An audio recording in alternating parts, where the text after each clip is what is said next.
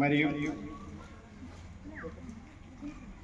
మహిళా ఉపాధ్యాయురాలు శ్రీమతి శారదా మేడం గారు, అలాగే పీడీ మేడం గారు, మరియు ఈ పాఠశాలలో నాతో పనిచేస్తున్న మిత్ర బృందానికి, మరియు మన సిఆర్పి జాగర్ గారు, ఇంకొకసారి బిడ్డ నారాయణరావు గారికి, అందరికి కూడా సావిత్రిబాయి పూలే జయంతి సందర్భంగా ప్రతి ఒక్కరికి పేరు పేరున నమస్కారాలు తెలియజేస్తూ, ఈరోజు ప్రత్యేకత అనేది ప్రధానంగా సావిత్రిబాయి పూలే భారతదేశంలోనే మొట్టమొదటి మహిళా ఉపాధ్యాయురాలు. ఆమె 1838 జనవరి 3వ తేదీన మాన్గ్రావ్ గ్రామంలో మహారాష్ట్రలో జన్మించడం జరిగింది.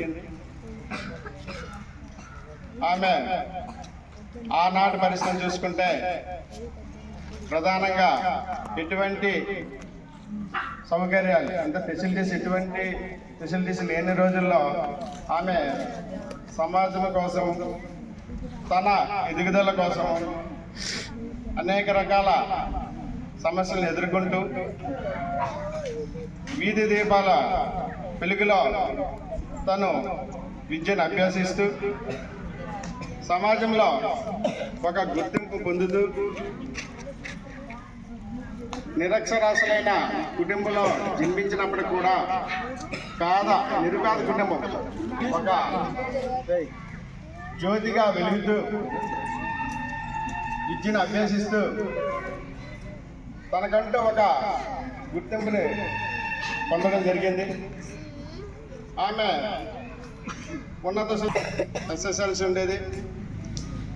ఆ తర్వాత ఉच्च విద్య ఉపాధ్యాయ ఏదైతే ఉపాధ్యాయులు అవ్వాలి అనుకుంటున్నారో దానికి సంబంధించిన ట్రైనింగ్లో ఉత్తీర్ణం సాధించి ఉపాధ్యాయురాలుగా ఎదుగుతూ తన చిన్ననాటి అంటే చిన్న ఏజ్లోనే బాల్య వివాహం అంటే 12 years ఏజ్లోనే జ్యోతిరావు పూలేతో వివాహం జరగడం జరిగింది.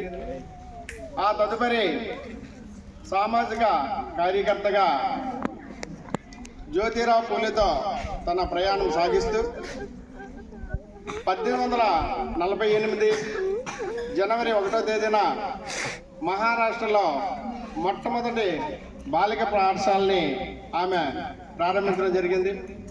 ఆ రోజుల్లో ఇటు రాజకీయంగా అయితేనేమి అనేక రకాల